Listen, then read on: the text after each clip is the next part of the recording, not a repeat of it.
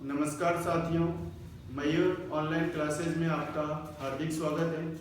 दोस्तों, अपन केमिस्ट्री के अंदर अल्कोहल के रासायनिक गुणों के बारे में अध्ययन कर रहे थे। अभी तक अपन ने अल्कोहल की एक रासायनिक अभिक्रिया देखी थी और उस अभिक्रिया का नाम था वे अभिक्रिया जिसमें अल्कोहल अम्लीय गुणों को दर्शाता है। वह अभिक्रिया जिसमें अल्कोहल अम्लीय गुणों को दर्शाता है। आज अपन पढ़ने वाले हैं वह अभिक्रिया जिसमें अल्कोहल क्षारीय गुणों को दर्शाता है। वह अभिक्रिया जिसमें अल्कोहल क्षारीय गुणों को दर्शाता है, अर्थात तो दोस्तों जिसके अंदर ROH बंध टूटेगा। कौन सा बंध टूटेगा साथियों? ROH बंध टूटेगा। ये अपने 2 नंबर की अभिक्रिया है, यानी इसके अंदर अल्कोहल में से OH समूह बाहर निकल जाएगा और बचेगा क्या? एल्किल समूह। बचेगा क्या? एल्किल समूह। देखिए किस तरह से यह अभिक्रिया होती है। तो इस संपूर्ण OH समूह के कारण से कुछ अभिक्रिया होने वाली है। इनमें पहली जो अभिक्रिया है, जो फर्स्ट अभिक्रिया मैं ले रहा हूं यहाँ पे, जो फर्स्ट अभिक्रिया है वह है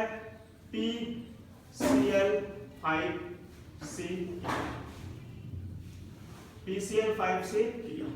दोस्तों, जब अल्कोहल PCl5 से क्रिया करता है तो एल्किल क्लोराइड बनाता है। क्या बनाता है? Alkyl chloride. और ये जो रिएक्शन है इसमें आपको PCl5 की यहाँ एक संरचना याद रखनी है। ये फास्फोरस है जिसके अंदर जो 3 कोण होते हैं, 3 जो क्लोरीन होते हैं वो अक्षीय होते हैं।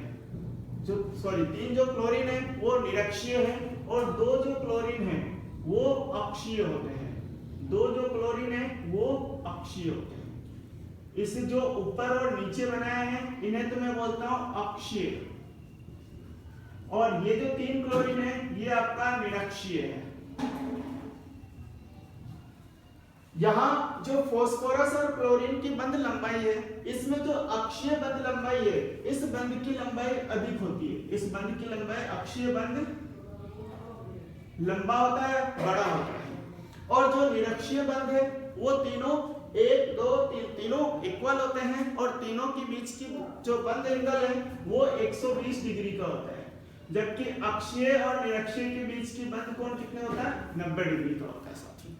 यहाँ अगर यदि टूटेगा तो दोनों क्लोरीन एक साथ टूटेंगे और बाद में अगर टूटेगा तो तीनों क्लोरीन एक साथ टूटेगा। तीनों क्लोरीन एक साथ टूटेगा। तो यानी कि PCl5 में से सबसे पहले 2 क्लोरीन को हटाएंगे और उसके बाद जो तीनों निरक्षीय क्लोरीन है उन तीनों को एक साथ हटाएंगे। उन तीनों को एक साथ हटाएंगे। तो देखिए मैंने लिख दिया ROH। ये फास्फोरस है, ये वाला क्लोरीन और ये वाला क्लोरीन था अक्षीय। बचा हुआ कितने क्लोरीन है? 3 क्लोरीन अभी भी इसके पास है और तीनों क्लोरीन कौन सा है? निरक्षीय। पहले अक्षीय क्लोरीन को ब्रेक डाउन कर दिया। कौन से क्लोरीन को? अक्षीय को। क्या मिल जाएगा? तो इधर से तो मिल जाएगा मेरे को RCl। यहां से क्या मिल जाएगा? HCl। यहां से मुझे मिल जाएगा HCl और बीच वाले से क्या मिलेगा? POCl3।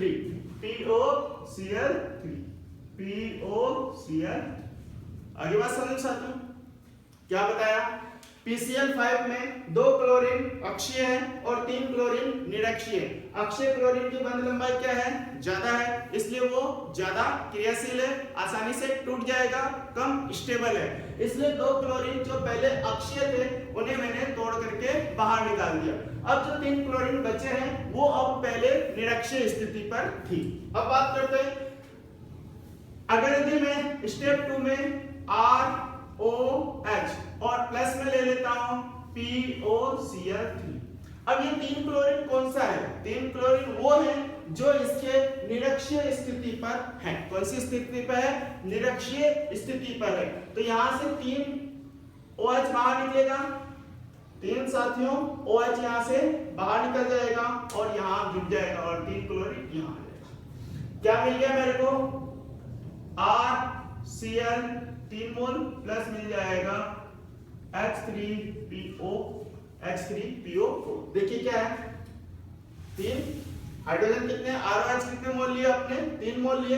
जब ROH 3 मोल लिए तो हाइड्रोजन भी कितने होंगे, 3 मोल होंगे, तो 3 आ जाएगा।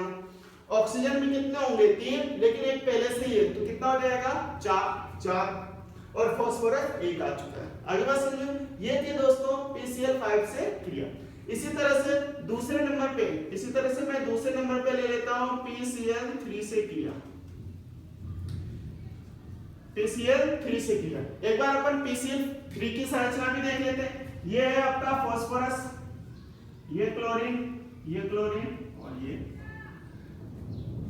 तो यहाँ पे जो फास्फोरस है इसमें तीनों क्लोरीन की बंध कोण और बंध लंबाई एक समान है। इसका मतलब टूटेगा तो तीनों एक साथ टूटेगा, नहीं टूटेगा तो एक भी नहीं टूटेगा। तो यहाँ तीनों एक साथ टूटेंगे। क्या टूटेंगे होंगे, तीनों एक साथ टूटेंगे। तो देखिए मैंने लिख दिया ROH, कितने मोल लूं, 3 मोल। क्यों तोड़ना 3 ही है। इसकी क्रिया किससे करवा दें, PCl3 से। 3 ROH यहाँ और 3 Cl यहाँ, तो मिल जाएगा क्या, 3 RCl प्लस H3PO3। इसको बोलते हैं फास्फोरिक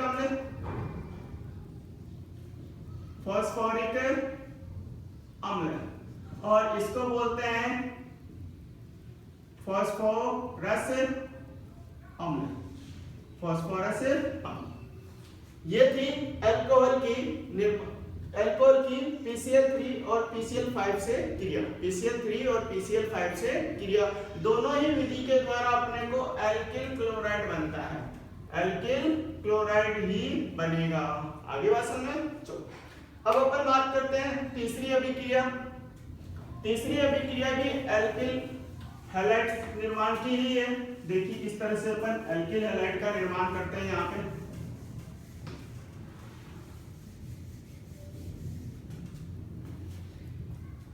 तीसरी अभिक्रिया है SOCl2 से क्रिया। SOCl2 से क्रिया। दोस्तों इस अभिक्रिया को डार्जन अभिक्रिया बोलते हैं।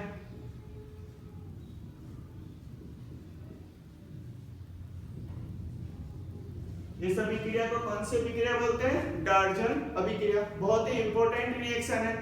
एल्किल क्लोराइड निर्माण की बहुत ही इंपॉर्टेंट रिएक्शन है। इंपॉर्टेंट रिएक्शन महत्वपूर्ण अभिक्रिया इसलिए है क्योंकि इसमें बनने वाला जो दूसरे उत्पाद होते हैं, बाय प्रोडक्ट होते हैं, वो सारे के सारे गैस होते हैं। वो सारे के सारे क्या होते हैं, गैस होते हैं। और जो गैस है, अब आपको पता है जिस कंटेनर में बनेगा वो क्या होगा, बाहर निकल जाएगा। यानी अपने को शुद्धिकरण के लिए ज्यादा पैसा खर्च नहीं करना पड़ेगा।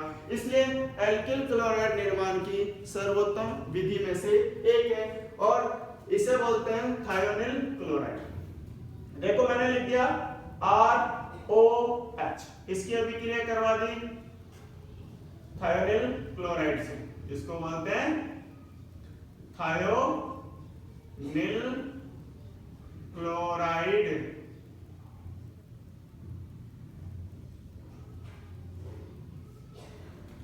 क्या क्या, यहां से बाहर और ये वाला यहां से बाहर।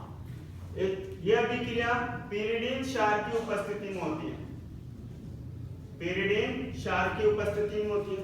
देखो क्या बनेगा, RCl, HCl और SO2। क्या मिल गया आपको, RCl plus HCl plus SO2 भी गैस है और HCl भी गैस है। SO2 भी गैस है और HCl भी गैस है। दोनों यहाँ से बाहर निकल जाएंगे। बचेगा क्या, ओनली फॉर RCl। बचेगा क्या, ओनली फॉर RCl। देखिए मैंने लिख दिया यहाँ पे CH3 CH2OH, इसकी अभिक्रिया करवा दी थायोनिल क्लोराइड से। इसकी अभिक्रिया करवा दी अपन ने थायोनिल क्लोराइड से। जैसे अपन थायोनिल क्लोराइड से अभिक्रिया करवाते हैं क्या बनेगा, CH3 CH2 Cl SO2 और HCl। किसकी उपस्थिति में होगी, तो आपको पता होगा pyridine। क्या होगा, pyridine। चलो देखो क्या बनेगा, CH3 CH2 Cl plus HCl plus SO2, HCl plus SO2। ये थी दोस्तों डाल्टन अभिक्रिया। यहाँ RCl यानी एल्किल क्लोराइड निर्माण की यह सबसे अच्छी विधि है, क्योंकि बनने वाला जो सब प्रोडक्ट है वो सारे के सारे गैस होते हैं। अब बात करते हैं इसी की चौथी विधि। देखिए साथियों, चौथी विधि में अपन बात करते हैं HX से। HX से अगर यदि क्रिया करवा देते हैं तो क्या बनता है। अगर मैं अल्कोहल की क्रिया HX से करवा दूं, HX से क्रिया, ये आ जाएगा 4 नंबर पे। HX से क्रिया करते हैं तो इस अभिक्रिया को बोलते हैं ग्रोव प्रक्रम। ग्रोव प्रक्रम, ये कौन सा प्रक्रम है साथियों? ग्रोव प्रक्रम। इस प्रक्रम के द्वारा अपने को क्या क्या मिलता है, क्या क्या बन सकते हैं? RCl बना सकते हैं, RBr भी बना सकते हैं और RI भी बना सकते हैं। किस किस का निर्माण हो सकता है? तो RCl, RBr और RI सबका निर्माण संभव है। देखिए किस तरह से रिएक्शन करते हैं। मैंने लिख दिया ROH, इसकी अभिक्रिया करवा देते हैं HCl से, इसकी अभिक्रिया करवा देते हैं HCl से। इसकी उपस्थिति में तो निर्जल ZnCl2 की उपस्थिति में, किसकी उपस्थिति में लेंगे? निर्जल ZnCl2 की उपस्थिति में लेंगे। यहां से जल का अणु बाहर निकलेगा और बना लेगा RCl plus H2O, RCl plus H2O। एक और देख लेते हैं रिएक्शन।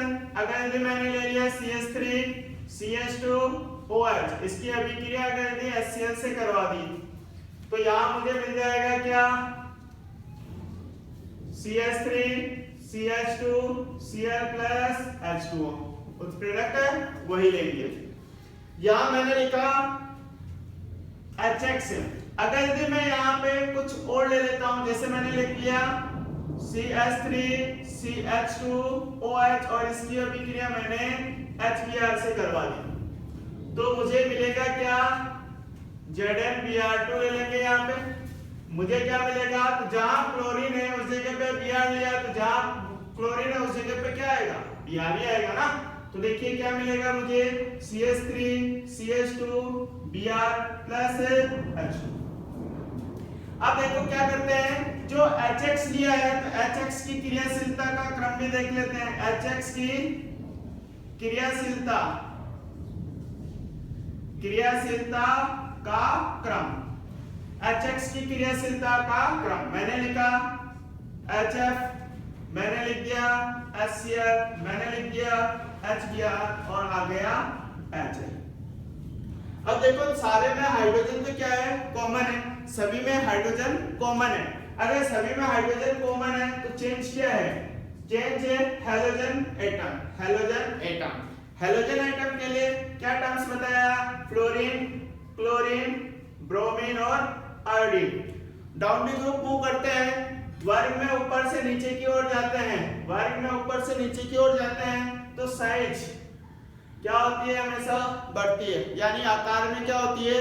वृद्धि होती है। आकार में वृद्धि होगी तो इनके बीच की बंध लंबाई भी क्या होगी? बढ़ेगी। इनके बीच की बंध लंबाई भी क्या होगी? बढ़ेगी। और इनके बीच की बंध लंबाई बढ़ेगी तो आप बता सकते हो HF में बंध लंबाई सबसे कम, जबकि HI में बंध लंबाई सबसे ज्यादा। जब ये HI में बंध लंबाई सर्वाधिक होगी तो इस बंध को तोड़ना आसान होगा, मतलब इस बंध को बहुत ही आसानी से तोड़ सकते हैं। अगर बंध को बहुत आसानी से तोड़ सकते हैं तो इसकी क्रियाशीलता क्या होगी? सबसे ज्यादा होगी। इसका मतलब इसकी क्रियाशीलता का क्रम जो डाउनली ग्रुप जाते हैं तो क्या होती है? बढ़ती है। और साथ में इसकी क्रियाशीलता का क्रम भी है और साथ ही इसकी अम्लीयता का क्रम भी है और इसकी अम्लीयता का क्रम भी है। अम्लीयता का क्रम अगर यदि आपसे मैं पूछूं बताओ HF ज्यादा अम्लीय होगा कि HI, तो ये आसानी से टूटने के कारण से H+ आयन भी आसानी से लेगा और H+ आसानी से देने के कारण से इसकी अम्लीयता क्या होगी, सबसे ज्यादा होगी। तो समस्त HX अम्लों में HI सबसे ज्यादा अम्लीय होते हैं। आगे बात समझ में ये थी। अगर यदि मैंने HX से क्रिया करवा दी तो इस अभिक्रिया को बोलते हैं ग्रो प्रक्रम। कौन सी अभिक्रिया है, ग्रो प्रक्रम। इसके बाद में पांचवी अभिक्रिया की ओर चलते हैं। पांचवी अभिक्रिया है अगर अमोनिया से क्रिया, पांचवी अभिक्रिया है अमोनिया से क्रिया। अगर अमोनिया से क्रिया करवा दी जाए तो 1 डिग्री 2 डिग्री और 3 डिग्री एमीन का निर्माण होता है। पांचवें नंबर पे अभिक्रिया है अमोनिया से क्रिया, अमोनिया से क्रिया। किसका निर्माण होता है, तो 1 डिग्री का एमीन, 2 डिग्री का एमीन और बनता है 3 डिग्री का एमीन और बनता है 3 डिग्री का एमीन। चतुर्थ अमोनियम लवण का निर्माण यहां नहीं होगा, याद रखें। चतुर्थ अमोनियम लवण नहीं बनेगा, चतुर्थ अमोनियम लवण यहां नहीं बनेगा। जबकि जो अपना एल्किल हैलाइड है, अगर एल्किल हैलाइड अमोनिया से क्रिया करता है तो चतुर्थ अमोनियम लवण भी बनता है। तो वहां अपन देखेंगे किस कारण से चतुर्थ अमोनियम लवण बन रहा है, किस कारण से यहाँ चतुर्थ अमोनियम लवण नहीं बनेगा। तो यहाँ अपन उसकी तुलना भी करेंगे। फिलहाल अपन 1 डिग्री 2 डिग्री और 3 डिग्री एमीन बना रहे हैं। सबसे पहले बात करते हैं अमोनिया अधिक हो। पहली कंडीशन, पहली स्थिति में ले लेता हूं, क्या अमोनिया अधिक हो। अगर यदि अमोनिया अधिक ले लें तो अल्कोहल की मात्रा क्या होगी साथियों, कम रहेगी। तो देखिए किस तरह से निर्माण होगी, ROH, इसकी अभिक्रिया NH3 से करवा देते हैं। यहां से इसको इस तरह से लिख देते हैं, अमोनिया को इस तरह से लिख देते हैं NH और H। यहां से मैं क्या कर रहा हूं, H2O को बाहर निकालना है। H2O को मेरे को क्या करना है, बाहर निकालना है। H2O यहां से बाहर निकल गया, बचा क्या, तो बच गया आपका R, तो यहां से बच जाएगा और आ जाएगा NH2। देखिए अमोनिया से अगर यदि एक हाइड्रोजन कम करते हैं, अमोनिया से अगर एक हाइड्रोजन कम करते हैं तो एमीन जो बनता है उसकी डिग्री होती है 1 डिग्री, या इसी को बोलते हैं प्राथमिक एमीन, प्राथमिक एमीन। अभी बात समझो। अब बात करते हैं, हाँ अगर यदि अमोनिया अधिक हो तो क्या बनेगा, अमोनिया अधिक होने पर केवल और केवल 1 डिग्री एमीन बनता है। अगर यदि अमोनिया अधिक मात्रा में ले ली जाए तो केवल और केवल आपको प्राथमिक एमीन ही मिलेगा, 2 डिग्री और 3 डिग्री एमीन नहीं मिलने वाला। अब बात करते हैं स्थिति 2। अगर यदि आपकी स्थिति 2 हो जाए कि ROH यानी अल्कोहल अधिक हो, यानी अल्कोहल अधिक मात्रा में ले लिया जाए।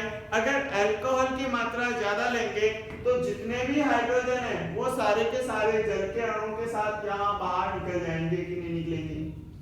देखिए किस तरह से बनता है, मैंने ले लिया ROH और इसकी अभिक्रिया NH3 से करवा दी। तो पहले स्टेप में मैं क्या करूंगा, माइनस का H2O करूंगा। इस जगह माइनस का H2O करने का मतलब है कि यह उत्पाद का हिस्सा है। किसका हिस्सा है, उत्पाद का हिस्सा।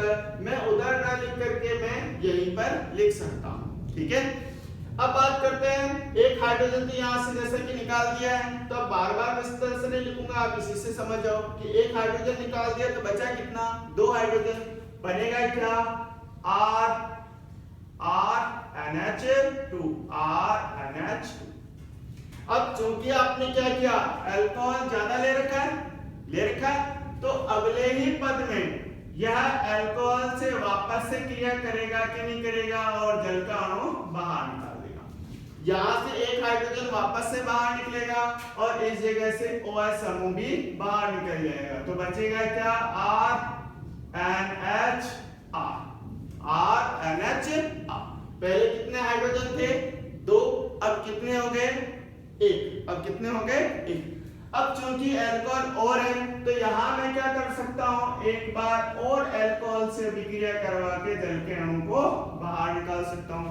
तो ये जो हाइड्रोजन है, अब वो हाइड्रोजन भी यहाँ से क्या होगा? बाहर चला जाएगा, डिस्प्लेस हो जाएगा। मिलेगा क्या? RNR। ठीक है साथियों, अब देखते हैं ये जो है बना क्या। तो इसे बोलते हैं 1 डिग्री का एमीन। इसमें आपने अमोनिया से एक हाइड्रोजन कम किया तो इसे 1 डिग्री एमीन बोलेंगे। अमोनिया से अगर 2 हाइड्रोजन कम करते हैं तो इसे अपन 2 डिग्री का एमीन बोलते हैं। और अमोनिया से अगर 3 हाइड्रोजन कम करते हैं, अमोनिया से अगर 3 हाइड्रोजन कम कर देते हैं तो उसे अपन 3 डिग्री का एमीन बोलेंगे। ये 1 डिग्री का एमीन है जिसे तो अपन प्राथमिक एमीन बोलते हैं। ये 2 डिग्री एमीन है, इसे अपन द्वितीयक एमीन बोलेंगे। और 3 डिग्री का एमीन को तृतीयक एमीन बोलेंगे। ठीक है, अभी मैंने बताया था कि चतुर्थ अमोनियम का निर्माण नहीं होता है। तो देखिए कि क्यों नहीं होता है, एक बार अपन RX की अभिक्रिया भी करवा लेते हैं। देखिए RX से क्रिया, RX से क्रिया करवाते हैं तो स्थिति वही रखेंगे। अल्कोहल अधिक लिया था तो RX क्या होगा? RX आधिक्य में लेंगे। RX किस में लेंगे? आधिक्य में लेंगे। तो देखिए क्या बन रहा है, मैंने ले लिया RX और इसकी अभिक्रिया करवा दी NH3 से। अब देखिए जहां आप पहले OH निकाल रहे थे यहाँ से, अब यहाँ से क्या निकलेगा? X और यहाँ से हाइड्रोजन। तो क्या बाहर निकालूंगा मैं? HX। क्या बाहर निकालूंगा? HX। आगे बात समझ में बनेगा क्या? RNH2। RNH2 क्या किया मैंने? X को बाहर निकाला, पहले OH बाहर निकाल रहे थे, अब यहाँ से X बाहर निकाल रहे हैं। अमोनिया में से पहले हाइड्रोजन बाहर निकाल रहे थे, अब भी अमोनिया में से हाइड्रोजन को ही बाहर निकालना है। आगे बात समझ में देखिए, इसकी अभिक्रिया वापस से किससे करवानी है? RX से, और माइनस का H2O कर देता हूं। क्या मिल जाएगा? RNHR। ठीक है, अगले स्टेप में क्या करता हूं? RX और ले लेता हूं तो माइनस का क्या कर दूं? H2O। बनेगा क्या? RNR। प्राथमिक एमीन, द्वितीयक एमीन, तृतीयक एमीन तीनों बन गए। लेकिन इसके बाद में भी अगर यदि मैं इसमें अभिक्रिया करवा दूं RX का, इसके बाद में भी RX का अभिक्रिया करवा दूं तो भी ये आगे अभिक्रिया करता है और बना लेता है R4 N का X। R4 इसे बोलते हैं चतुर्थ अमोनियम लवण। चतुर्थ अमोनियम लवण। अब मेरा यही क्वेश्चन है कि अल्कोहल में यह 3 डिग्री एमीन आगे नहीं रिएक्शन कर रहा है, जबकि एल्किल हैलाइड से जब रिएक्शन करवा रहे हैं तो यह चतुर्थ अमोनियम भी बनाता है, चतुर्थ अमोनियम लवण भी बनाता है। तो देखिए साथी क्यों बनाता है, क्यों बनाता है? एक सेकंड साथी, यहाँ गलत हो गया, HX बाहर निकलेगा, HX बाहर निकलेगा, माइनस का HX भी निकलेगा। तो देखिए बाहर क्या निकल रहा है, तो बाहर निकलने वाला जो उत्पाद है, अल्कोहल में जहां जल का अणु निकल रहा है और ये जल का अणु क्या होते हैं? उदासीन होते हैं। ये जल का अणु क्या होता है? उदासीन होता है। वही जो HX बाहर निकल रहा है वह HX क्या होता है? अम्लीय होता है। HX क्या होता है? अम्लीय होता है, अम्ल है। आपने 9th में पढ़ी रखा है, 11th में पढ़ा है। HX एक प्रबल अम्ल होता है। HX क्या है? एक प्रबल अम्ल होते हैं। अब बात करते हैं ये प्रबल अम्ल है तो आगे क्या कर रहा है? तो देखिए जितने भी एमीन है, ये एमीन की प्रकृति, एमीन क्या होते हैं? तो एमीन जो होते हैं वो क्षारीय प्रकृति के होते हैं। ये क्या होते हैं? क्षारीय। अब एमीन जो है वो क्षार है और HX जो है वो अम्ल है। तो अम्ल और क्षार आपस में क्रिया करके क्या बनाएंगे? लवण। अम्ल क्षार आपस में क्रिया करके क्या बनाएंगे? लवण। तो यहाँ जो बनेगा, तो ये जो बनने वाला HX है ये अम्ल है और एमीन जो है क्षार है। अम्ल और क्षार आपस में क्रिया करके क्या बनाते हैं? लवण बनाते हैं, चतुक्ष अमोनियम लवण। कौन सा लवण है? चतुक्ष अमोनियम लवण है। ये बात याद रखें। जबकि अल्कोहल की स्थिति में अल्कोहल में निकलने वाला पदार्थ क्या है? जल। जल क्या होता है? उदासीन होता है, इसलिए 3 डिग्री एमीन जो क्षारीय प्रकृति का है वह आगे रासायनिक अभिक्रिया में भाग नहीं लेता है। जबकि RX के साथ जब 3 डिग्री एमीन बन रहा है तो वह आगे रासायनिक अभिक्रिया में भाग ले लेता है, क्योंकि उस अभिक्रिया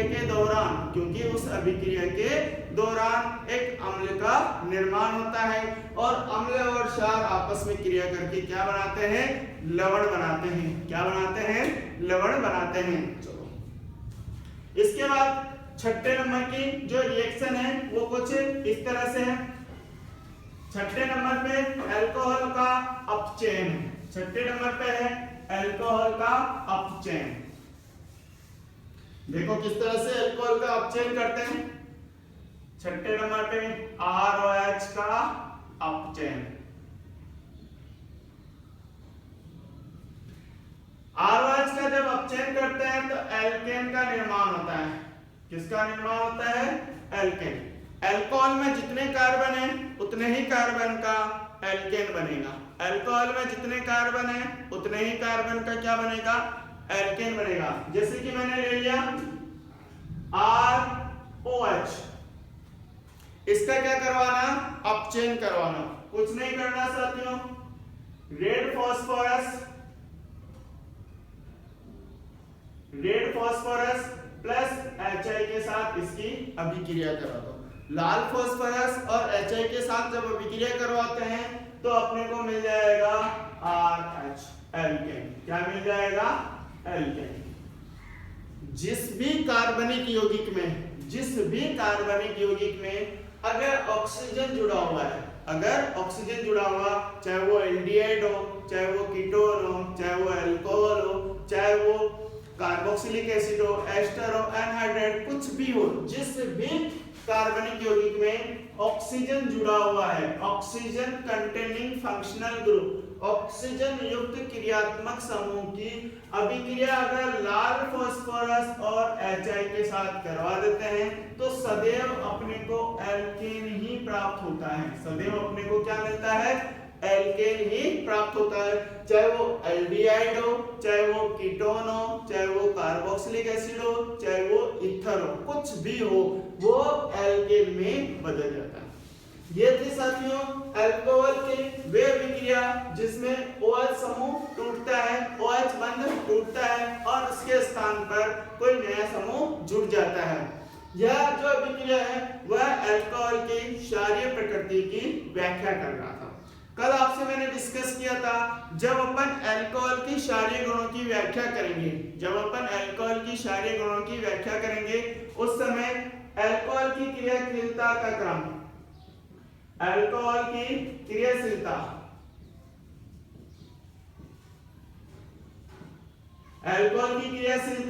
3 डिग्री का ROH सबसे ज्यादा क्रियाशील होगा, फिर 2 डिग्री का ROH और लास्ट में 1 डिग्री का अल्कोहल सबसे कम क्रियाशील होगा।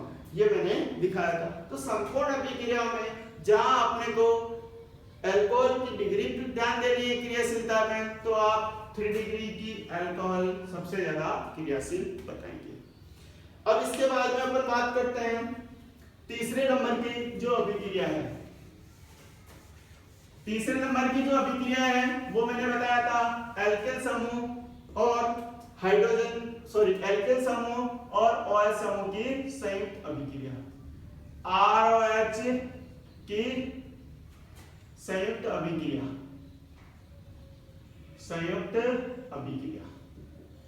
तो देखिए साथियों ROH यानी अल्कोहल जो है इसकी संयुक्त अभिक्रिया में क्या क्या आती है। तो इसकी कुल 3 अभिक्रिया है।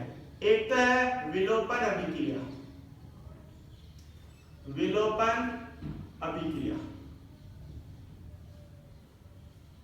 दूसरे नंबर पे जो है वो है विहाइड्रोजनीकरण अभिक्रिया, विहाइड्रोजनीकरण अभिक्रिया। और तीसरे नंबर पे जो अभिक्रिया है वह है ऑक्सीकरण अभिक्रिया, ऑक्सीकरण अभिक्रिया। ROH यानी एल्किल समूह और OH समूह की संयुक्त अभिक्रिया है, यानी यहाँ पे एल्किल समूह और OH समूह दोनों ही मिलकर के एक नए उत्पाद का निर्माण करेंगे। अभी तक अपन ने देखा था अल्कोहल में या तो हाइड्रोजन टूट के अलग हो रहा था या OH समूह टूट करके अलग हो रहा था। एल्किल समूह में किसी भी प्रकार का कोई चेंज नहीं किया था। यहाँ अपन बात करते हैं, सबसे पहले जो अभिक्रिया है वो है अपना विलोपन अभिक्रिया। कॉपी में हेडिंग डालें, विलोपन अभिक्रिया। देखिए विलोपन अभिक्रिया कितने होती है। विलोपन अभिक्रिया अपन यहाँ पे जो पढ़ेंगे वो जो 3 प्रकार की विलोपन करवाएंगे, यानी इस विलोपन से अपने को 3 प्रकार के उत्पाद मिलेंगे। सबसे पहला जो उत्पाद है या पहली जो अभिक्रिया है वह है एल्कीन का निर्माण।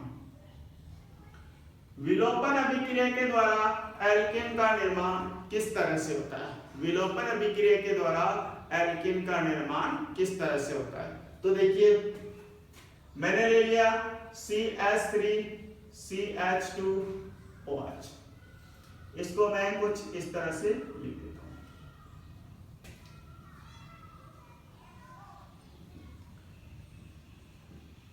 ठीक है, किसकी उपस्थिति में होगी? तो हमेशा याद रखो सांद्र H2SO4, सांद्र H2SO4।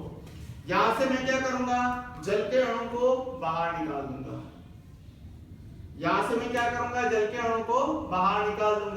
यहाँ टेम्परेचर बहुत ही इंपॉर्टेंट है, 443 केल्विन, 443 केल्विन टेम्परेचर लेना। मिलेगा क्या? CH2 double bond CH2 plus H2 plus क्या मिल जाएगा?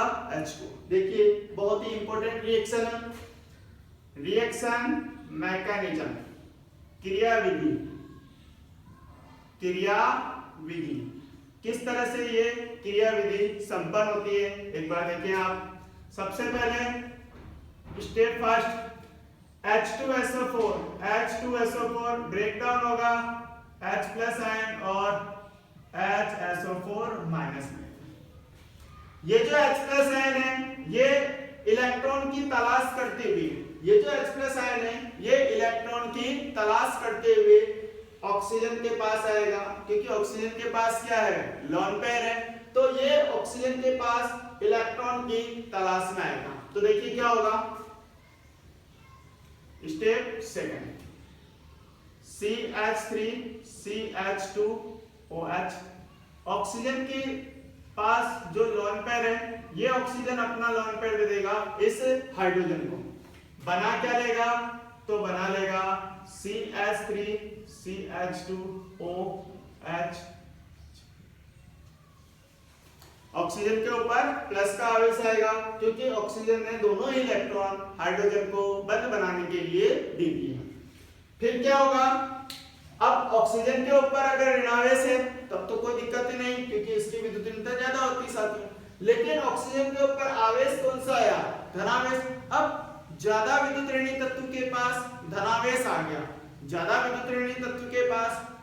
आ गया, तो वो क्या करेगा? अपने को स्थायित्व करने के लिए इलेक्ट्रॉन लेगा।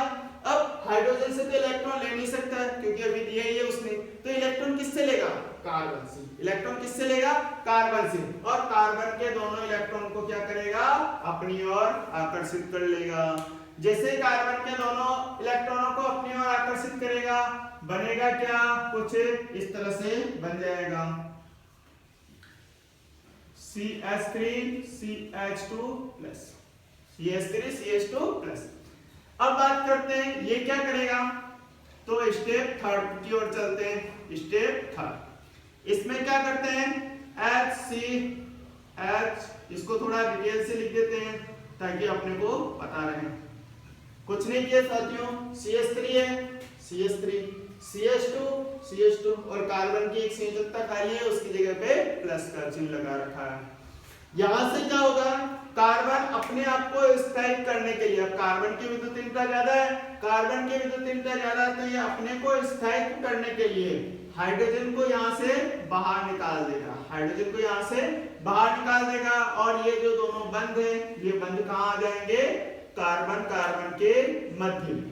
तो मिलेगा क्या आपको, मिलेगा आपको CH2 double bond CH2 plus H plus N, plus क्या मिल जाएगा, H प्लस N। देखिए अब क्या होता है, जो H प्लस N है वो पहले स्टेप में क्या बना था, HSO4 माइनस, उसके पास जाकर के क्या करेगा, यहाँ करके अणु और लिख देते हैं प्लस H2। ये पहले स्टेप में जो HSO4 बना था माइनस, उस पे जाकर के अटैक कर देगा, तो H plus ion plus HSO4 minus मिलकर के क्या बना लेगा, H2SO4। ये थी निर्जलीकरण की अभिक्रिया जिसमें एल्कीन का निर्माण होता है।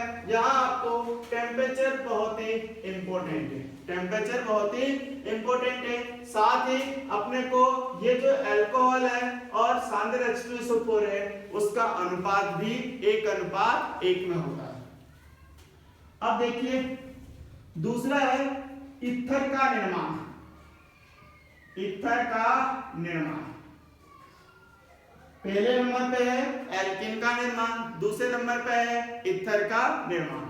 क्या करते हैं, वही रिएक्शन लिखते हैं, CH3 CH2OH plus H2SO4। Temperature को कम कर देते हैं, 413 केल्विन लेते हैं, टेम्परेचर को कम कर दिया 413 केल्विन पर।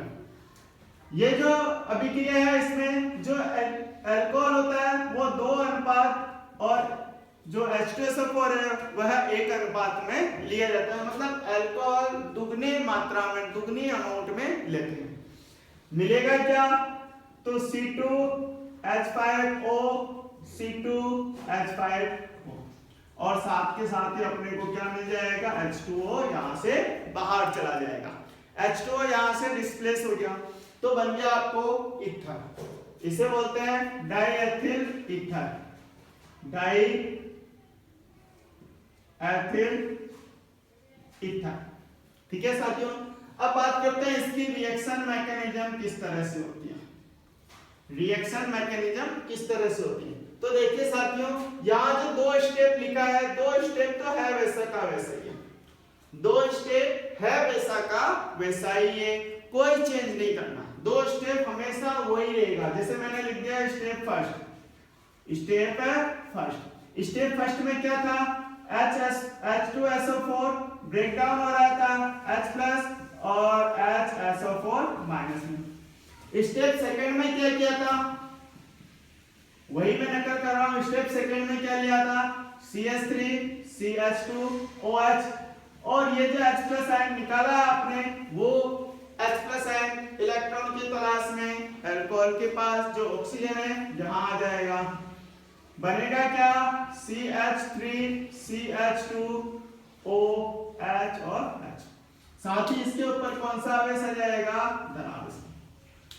वही कंडीशन है ऑक्सीजन के ऊपर धनावेश, मतलब वो अत्यधिक अस्थायी, अत्यधिक क्या है, अस्थायी।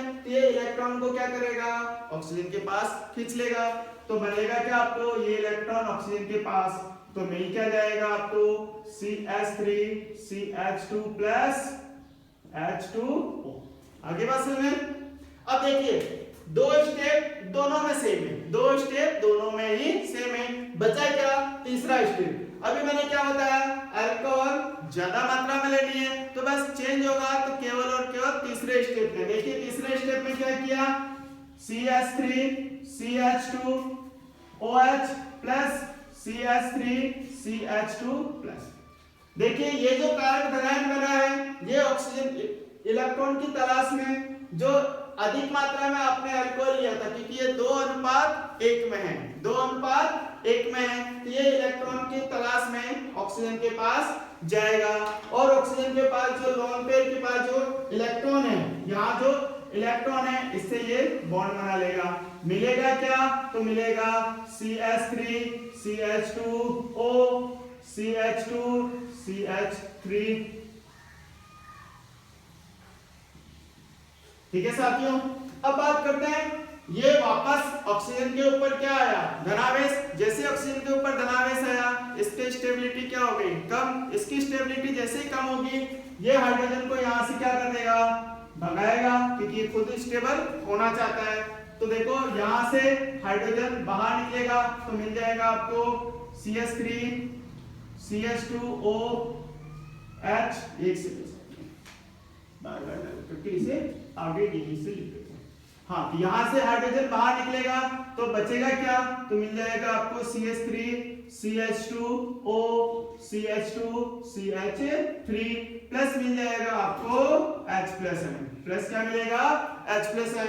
ये जो H+N निकला है, वापस देखो पहले भी क्या बताया, जो H+N तृतीय स्टेज में निकलेगा वो प्रारंभिक अवस्था में जो SO4 माइनस आया है उससे क्रिया करके क्या बनाएगा? H2SO4। यहाँ पे भी क्या निकला? H+N। और ये H+N पहली अवस्था में ये स्टेप फर्स्ट है और यहाँ जो HSO4 माइनस निकला है उसके साथ क्रिया करके क्या बना लेगा? H2SO4 बनाएगा कि नहीं बनाएगा? तो हाँ, step third H+N plus HSO4 minus दोनों मिलकर के क्या बना लेगा? H2SO4। दोनों ही रिएक्शन बिल्कुल इजी है। पहली है एल्कीन का निर्माण और दूसरा है ईथर का निर्माण। तीसरा एक और लास्ट बचता है, वो है एल्किल हाइड्रोजन सल्फेट का निर्माण। दोस्तों हमेशा याद रखो, चाहे आप एल्किन का निर्माण कर रहे हैं, चाहे आप ईथर का निर्माण कर रहे हैं, चाहे आप एल्किल हाइड्रोजन सल्फेट का निर्माण कर रहे हैं, दो स्टेप हमेशा कॉमन रहेंगी। ठीक है, एक बार अपन एल्किल हाइड्रोजन सल्फेट को भी देख लेते हैं किस तरह से बनता है।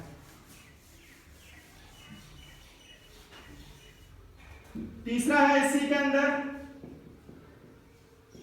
Alkyl hydrogen sulphate. Alkyl hydrogen sulphate का निर्माण कुछ नहीं करना है, CH3 CH2OH की अभिक्रिया H2SO4 से करवानी है। पहले में दोनों बराबर लिए थे, दूसरे में क्या किया था? अल्कोहल की अमाउंट डबल थी, यहां बस उल्टा करना है, ये जो होगा 1:2 में होगा, यानी हाइड्रोजन H2SO4 की मात्रा अपने को दुगनी लेनी है और टेम्परेचर को भी अपने को चेंज करना है 393 केल्विन। बनेगा क्या? CH3 CH2 HSO4 plus H2SO4, ठीक, सॉरी H2O, क्या मिल जाएगा? H2O। देखिए रिएक्शन मैकेनिज्म है, दो स्टेप सेम है, दो स्टेप क्या है? सेम है। तो देखिए इसी देख लेते हैं एक बार। H2SO4 ब्रेक डाउन होगा किसमें? H+N और HSO4 माइनस में। दूसरा स्टेप क्या बताया था? H2SO4 से जो ब्रेक डाउन हुआ H+N, यह इलेक्ट्रॉन की तलाश में कहां आएगा? अल्कोहल के पास। तो स्टेप सेकंड CH3 CH2OH, यह इलेक्ट्रॉन की तलाश में कहां आया? अल्कोहल के पास। बनाएगा क्या? CH3 CH2OH H और ऑक्सीजन के ऊपर प्लस का आवेश आ जाएगा। ये ऑक्सीजन वापस से अनस्टेबल है, क्योंकि ऑक्सीजन बहुत ज्यादा विद्युत ऋणी है और बहुत ज्यादा विद्युत ऋणी है तो वो तो इलेक्ट्रॉन लेता है, देता थोड़ा है। अब प्लस का मतलब क्या है? इसने इलेक्ट्रॉन दिए हैं, अब हाइड्रोजन से वापस लेगा नहीं, तो लेगा किससे? तो लेगा वापस कार्बन वाले बंध से। तो मुझे क्या मिल जाएगा? यहीं से मुझे मिल जाएगा CH3 CH2 प्लस H2O। वापस से आ जाते हैं स्टेप हर स्टेप हमेशा सब में चेंज आएगी, 2 स्टेप सभी में कॉमन है, 2 स्टेप सभी में कॉमन है। जो आपने CH3C+ बना लिया CH2, ये पहले स्टेप में अब चूंकि अपन ने क्या किया था, H2SO4 की मात्रा आपने कितनी लेती, डबल लेती, तो HSO4 उस विलयन में अधिक मात्रा में घूमेंगे। तो देखिए क्या होगा, CH3CH2+ बन जाएगा क्या, HSO4-, ये दोनों मिलकर के क्या बना लेंगे, CH3CH2 HSO4। आगे साथियों, तो जो आपकी पहली अभिक्रिया है, इस अभिक्रिया को तो विलोपन अभिक्रिया बोलते हैं, लेकिन बाद वाली जो अभिक्रिया है, चाहे वो एल्किल हाइड्रोजन सल्फेट का निर्माण बोलो या ईथर का निर्माण बोलो, ये जो अभिक्रिया है वो प्रतिस्थापन अभिक्रिया है, प्रतिस्थापन अभिक्रिया है। और प्रतिस्थापन अभिक्रिया में भी SN1 अभिक्रिया है। तो ये थी दोस्तों अल्कोहल की जो ROH की संयुक्त अभिक्रिया है, विलोपन अभिक्रिया, उसके अपन ने 3 पार्ट पढ़ लिए हैं। पहला अपन ने एल्किन का निर्माण पढ़ा, दूसरा अपन ने ईथर का निर्माण पढ़ा और तीसरा अपन ने एल्किल हाइड्रोजन सल्फेट का निर्माण पढ़ लिए हैं। दोस्तों इसके बाद में जो अपन ने बताया था, एक तो है ऑक्सीकरण अभिक्रिया और एक है विलोपन अभिक्रिया, ये अपन अगले पार्ट में पढ़ेंगे। आज के लिए बस इतना ही, थैंक यू। हाँ तो देखिए दोस्तों, अभी अपन ने हाइड्रोक्सी समूह की अभिक्रिया पढ़ी थी। इसके बाद में क्वेश्चन के माध्यम से मैं आपको सेडजेफ का नियम बताने वाला हूँ। सेडजेफ का नियम, देखो सेडजेफ का नियम क्या कहता है। इस नियम के अनुसार अगर 2 एल्कीन बनने की संभावना हो, कितनी एल्कीन, 2 एल्कीन बनने की संभावना हो या 2 से ज्यादा प्रकार की एल्कीन बनने की संभावना हो, तो ये जो डबल बंध से जुड़ा हुआ जो कार्बन है, डबल बंध से जुड़ा हुआ जो कार्बन है, इस पे जितने ज्यादा प्रतिस्थापित समूह होंगे, जितने ज्यादा प्रतिस्थापित समूह होंगे वो एल्कीन उतनी ही ज्यादा मात्रा में बनेगी। तो देखिए एक बार अपन उदाहरण ले लेते हैं। मैं ले लेता हूं 2-ब्यूटेनॉल, 2CH3 CH double CH3CH OH CH2 CH, ये है अपना 2-ब्यूटेनॉल। इसका ब्यूटेनॉल, इसका अपन अभिक्रिया करवा रहे हैं सांद्र H2SO4 की उपस्थिति में। टेम्परेचर आपको पता है 443 केल्विन लेना है। तो 2 प्रकार की एल्कीन बनने की संभावना है। पहली एल्कीन में ये अल्फा कार्बन है और ये बीटा कार्बन, इधर वाला, ये वाला भी बीटा कार्बन। तो बीटा कार्बन का जो हाइड्रोजन है, एक तो हाइड्रोजन इस जगह से निकल सकता है और एक हाइड्रोजन इस जगह से निकल सकता है। मतलब 1 नंबर कार्बन, 2, 3 और 4, 1 नंबर कार्बन से हाइड्रोजन निकाल करके भी मैं एल्कीन बना सकता हूं और 3 नंबर कार्बन से हाइड्रोजन निकाल करके भी मैं एल्कीन बना सकता हूं। देखिए किस तरह से निकालूंगा। एक एल्कीन बनाने के लिए मैं ये वाला कार्बन का हाइड्रोजन ले लूं तो मुझे क्या मिल जाएगा, CH2 double bond CH CH2 CH3। दूसरा मैं काम क्या करता हूं, जो 3 नंबर कार्बन है उसके कार्बन से, मतलब यहां से एक हाइड्रोजन निकाल करके एल्कीन बना दूं, CH3 CH double bond CH CH3। तो 2 एल्कीन बन रही है इस अभिक्रिया के द्वारा। यानी 2-ब्यूटेनॉल से अगर यदि मुझे विलोपन अभिक्रिया के द्वारा एल्कीन बनाना है तो 2 प्रकार की एल्कीन बन रही है। तो सेडजेफ का नियम क्या कहता है, डबल बंध वाला कार्बन देखो, ये रहा आपका डबल बंध से जुड़ा हुआ कार्बन, उसमें देखो डबल बंध से जुड़ा हुआ कार्बन कौन सा है, ये वाला डबल बंध से जुड़ा हुआ कार्बन है। दोनों कार्बन में किस पे ज्यादा प्रतिस्थापित समूह जुड़े हुए हैं, तो पहले वाला जो मैंने बनाया है उस पे एक एथिल समूह प्रतिस्थापित के रूप में है, जबकि दूसरे वाले में एक मैथिल समूह और दूसरे साइड में भी क्या है, मैथिल समूह। यानी इसमें कितने प्रतिस्थापित है, एक प्रतिस्थापित समूह है, दूसरे वाले में कितने हैं, 2, दूसरे वाले में कितने हैं, 2। तो तो सर्जेव का नियम कहता है कि विलोपन अभिक्रिया के द्वारा अगर यदि दो या दो से अधिक प्रकार के एल्किन बनने की संभावना हो तो उस एल्किन का निर्माण अधिक होगा जिसमें डबल बंध से जुड़े कार्बन पे प्रतिस्थापितों की संख्या ज्यादा हो, प्रतिस्थापितों की संख्या ज्यादा हो। यहाँ 2 ब्यूटीन, इसको बोलेंगे ब्यूट 2 इन और इसको बोलेंगे ब्यूट 1 इन।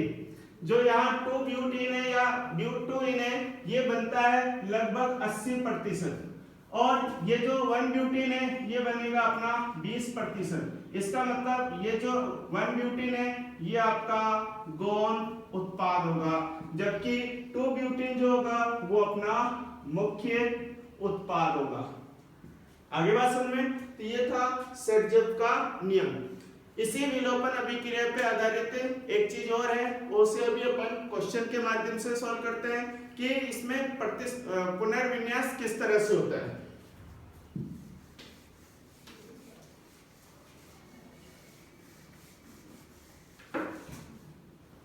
दूसरा इसी के अंदर पुनर्विन्यास।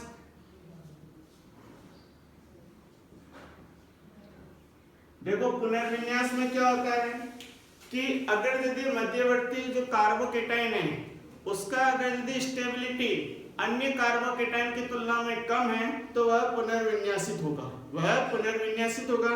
कार्बोनाइन की स्टेबिलिटी ऑर्डर क्या है? कार्बोनाइन जो है 1 डिग्री का कार्बोनाइन की स्टेबिलिटी कम है, इसके बाद इससे ज्यादा क्या है 2 डिग्री का कार्बोनाइन और सबसे ज्यादा स्टेबल कौन सा होगा 3 डिग्री का कार्बोनाइन। ये कार्बोनाइन का स्थायित्व का क्रम है। इसे अपन एक क्वेश्चन के माध्यम से सॉल्व करते हैं। देखिए मैंने लिख दिया CH3C नियोपेंटिल अल्कोहल, नियोपेंटिल ये आपका नियोपेंटेन और इस जगह पे OH लगा दिया, ठीक है। अब इसमें क्या हुआ, ये वाला तो अल्फा कार्बन हो गया, बीटा कार्बन इसके पास वाला है। तो देखो बीटा कार्बन पे हाइड्रोजन है ही नहीं, इसका मतलब ये अभिक्रिया देगा ही नहीं, लेकिन ये अभिक्रिया देगा। जब इसकी अभिक्रिया सांद्र H2SO4 की उपस्थिति में करवाते हैं, टेम्परेचर लेना 443 केल्विन अपने को याद रखना, तो उत्पाद जो बनता है वो अपना उत्पाद जो होगा वो कुछ इस तरह से होगा, ठीक है। ये अपना मुख्य उत्पाद होगा, मुख्य उत्पाद, और इसकी मात्रा लगभग 96% होगी। देखिए किस तरह से अब आपको होगी कि सर इसमें तो 3 कार्बन की ही चेन है जबकि इसमें आपने 4 कार्बन की चेन बना दी। बिल्कुल सही है। आप देखिए एक बार रिएक्शन मैकेनिज्म किस तरह से होती है, क्योंकि ये रिएक्शन मैकेनिज्म पर आधारित क्वेश्चन है। क्योंकि यहाँ मैंने क्या लिखा, पुनर्विन्यास। पुनर्विन्यास का मतलब अगर यदि 1 डिग्री का कार्बोकेटाइन मध्यवर्ती उत्पाद बन रहा है, उससे अगर यदि अपने को 2 डिग्री या 3 डिग्री का कार्बोकेटाइन बनने की संभावना हो पुनर्विन्यास के द्वारा, तो वह स्टेबल ज्यादा होगा। देखिए स्टेप फर्स्ट स्टेप में क्या करना है, H2SO4 को हमेशा ब्रेक डाउन करना है किसके अंदर, H+ आयन और HSO4- आयन के रूप में। H+ आयन कहां जाकर के अटैक करेगा, तो H+ आयन जहां इलेक्ट्रॉन होगा, जहां इलेक्ट्रॉन घनत्व ज्यादा होगा, इलेक्ट्रॉन घनत्व ऑक्सीजन के पास लोन पेयर के रूप में है। तो देखिए स्टेप सेकंड में क्या होता है, स्टेप सेकंड CH3C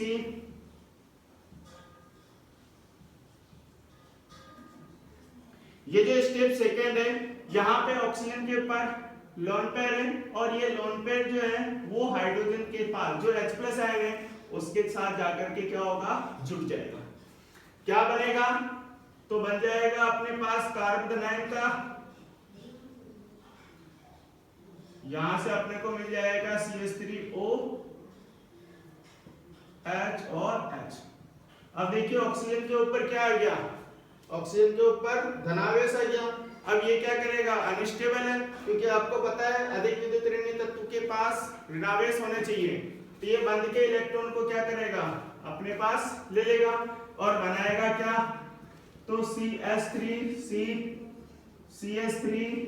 CH3 और CH2 प्लस बना लेगा H2 प्लस बना लेगा H2।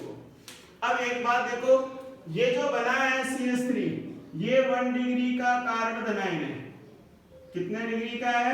1 डिग्री का कार्बोनाइन है। इसका मतलब इसका स्थायित्व क्या होगा? कम होगा। कैसे है 1 डिग्री का कार्बोनाइन? तो देखिए, वह कार्बोनाइन जिसकी संयोजकता केवल एक कार्बन से पूर्ण हो उसे 1 डिग्री का कार्बोनाइन बोलते हैं। तो यहाँ अपन बात करते हैं, ये 1 डिग्री से एक ही कार्बन से जुड़ा हुआ है, एक संयोजकता तो इसकी खाली है, बाकी 2 पे इसके हाइड्रोजन जुड़ गए, तो टोटल कितने हो गए? 3। टोटल कितने हो गए? 3। और एक संयोजकता इसके किसके साथ जुड़ी हुई है? कार्बन के साथ। कैसे जुड़ा हुआ? तो देखिए, ये कार्बन है, ये हाइड्रोजन और इसके ऊपर धनायन है, और यहाँ पे एक कार्बन जुड़ा हुआ है। इस कार्बन की ग्रुप की पहचान करो, यहाँ एक CH3। अन्य कार्बन की तुलना ना करके, अन्य कार्बन की तुलना मत करो, केवल इस कार्बन की तुलना करो जिसपे धनायन का चिन्ह लगा हुआ, जिसपे धनायन का चिन्ह लगा हुआ। तो ये कितने डिग्री का कार्बोनाइन है? 1 डिग्री का। अब 1 डिग्री का कार्बोनाइन की स्थायित्व क्या होता है? सबसे कम होता है। उससे ज्यादा किसका होता है? 2 डिग्री का। और सबसे ज्यादा किसका होता है? तो 3 डिग्री का होता है। तो यहाँ पे स्टेप सेकंड में ही क्या होगा? रीअरेंजमेंट होगा, पुनर्विन्यास होगा, पुनर्विन्यास होगा। किसका होगा? किसका होगा? तो कार्बोनाइन का होगा। कार्बोनाइन 1 डिग्री से किस में जाएगा? या तो 2 डिग्री में जाएगा या 3 डिग्री में, जिसकी बनने की संभावना हो। अगर 2 डिग्री की बन रही है तो 2 डिग्री में कन्वर्ट होगा, 3 डिग्री का बनने की संभावना है तो 3 डिग्री में कन्वर्ट होगा। देखिए किस तरह से होता है।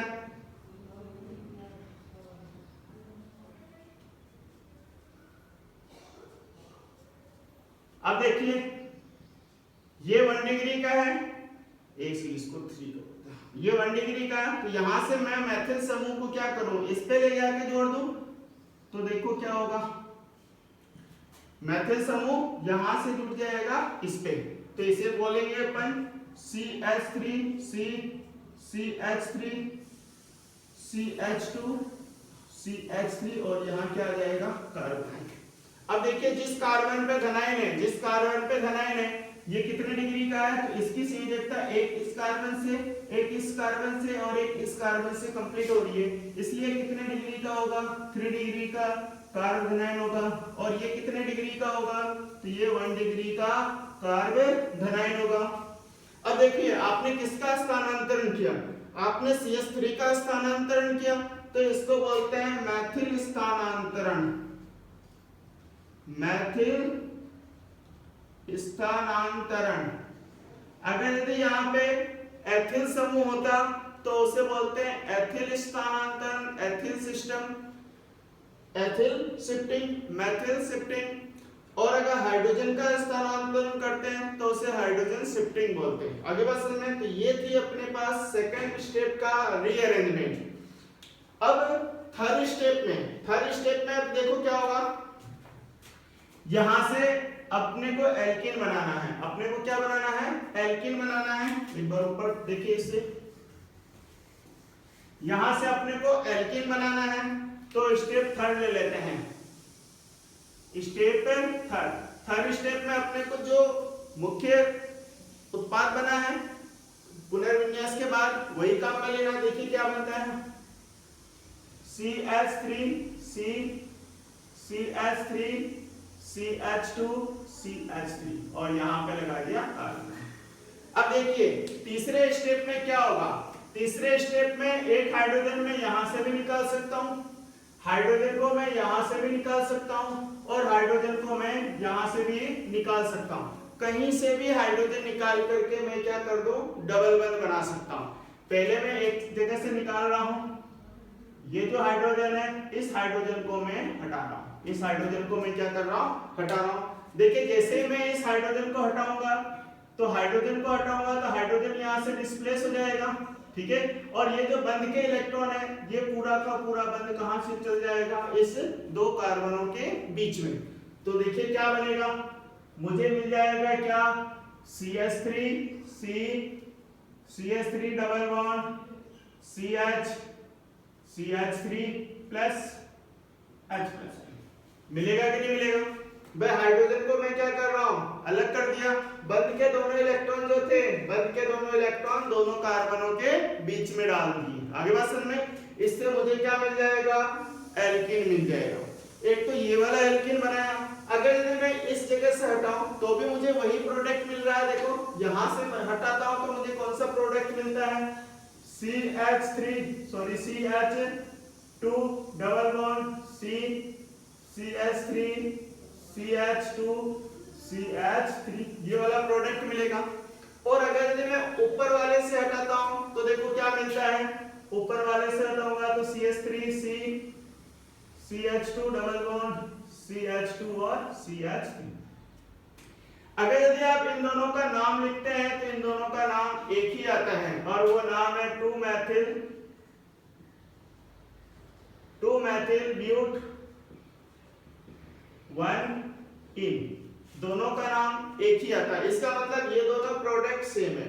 और सेटजेप नियम भी क्या कहता है, सेटजेप नियम यही कहता है कि डबल बंध से जुड़े कार्बन पे ज्यादा प्रतिस्थापित होने चाहिए। डबल बंध से जुड़ा हुआ कार्बन है और इसमें ये वाला कार्बन भी डबल बंध से जुड़ा हुआ है, तो इसमें एक तो मैथिल प्रतिस्थापित है, इसमें भी एक मैथिल समूह प्रतिस्थापित, दोनों बराबर है। यहाँ भी एथिल प्रतिस्थापित है और इस पे भी क्या है, एथिल प्रतिस्थापित है। तो इन दोनों का नाम एक ही होगा। जबकि ऊपर वाले में देखते हैं, ऊपर वाले में मैंने कितना कर दिया, तो मैंने इस पे प्रतिस्थापित जोड़ दिए हैं, एक मैथिल प्रतिस्थापित, ये मैथिल प्रतिस्थापित और ये भी मैथिल प्रतिस्थापित। इसका मतलब इसमें 3 प्रतिस्थापित समूह ऐसे हैं। अब जिसमें ज्यादा प्रतिस्थापित समूह होगा, जिसमें ज्यादा प्रतिस्थापित समूह होगा तो सबसे ज्यादा किसमें, सबसे पहले वाले में, वही क्या होगा, मुख्य उत्पाद होगा। किसने कहा था, सेटजेप नियम ने कहा था। सेटजेप नियम ने कहा था वह एल्कीन अधिक मात्रा में बनेगी जिसमें प्रतिस्थापितों की संख्या क्या हो, ज्यादा हो। तो इसका मतलब ये जो होगा अपना मुख्य उत्पाद होगा, जैसे कि मैंने बना दिया। इसी का लास्ट वाला पार्ट ले लेते हैं।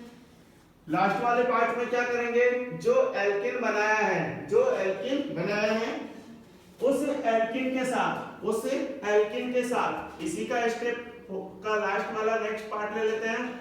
जो H+ बना है उसके साथ HSO4 माइनस, जो पहले पद में देखो स्टेप फर्स्ट में क्या बना था, H+ आयन को तो अपन ने रासायनिक अभिक्रिया में काम ले लिया, बचा हुआ क्या है, बचा हुआ HSO4 माइनस है। तो पहले पद का जो HSO4 माइनस है और लास्ट वाले पद का जो H+ आयन है, दोनों आपस में जुड़ करके क्या बना लेंगे, H2SO4।